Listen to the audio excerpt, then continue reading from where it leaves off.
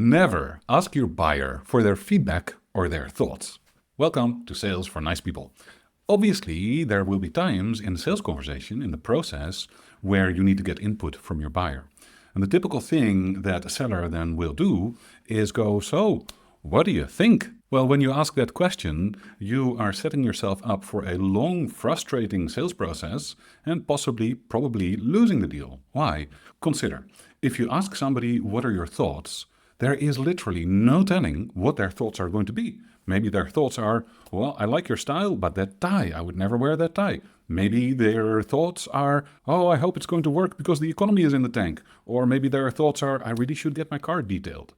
You don't know what their thoughts are. And if you ask that question, you just might end up with a whole line of conversation that has nothing to do with actually making the deal move forward.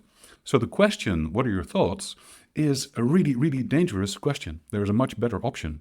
Same thing applies when you send an email with a proposal attached because they asked you for it and you go, looking forward to hearing your feedback. Well, what are you going to get feedback about? You don't know. Maybe about the design and the choice of font because they happen to be a design-minded person. Maybe they're going to have feedback on how you handled the interviews with the stakeholders.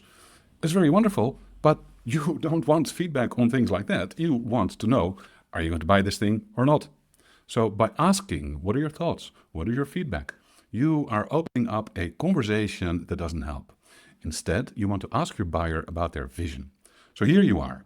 You're having a conversation. You're explaining how a solution would work. You're suggesting that you can send a proposal. But before we go there, I'm interested in your view on things. What does this look like to you? Now you're asking a really helpful question.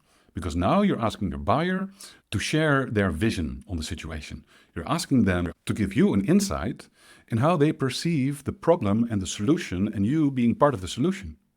Now you get to learn whether there are any missing links or any gaps in their understanding and their perception of the potential of solving the problem. And in your conversation, you get to fill in the gaps and make connections so that they get a better vision of what solved would look like. This is why asking, what are your thoughts, looking forward to your feedback, is entirely the wrong question. Ask people, what does this look like to you? This is Sales for Nice People. I am Martin Steller. Go to salesfornicepeople.com/sign up and you can get a short daily email there. And I will see you again tomorrow.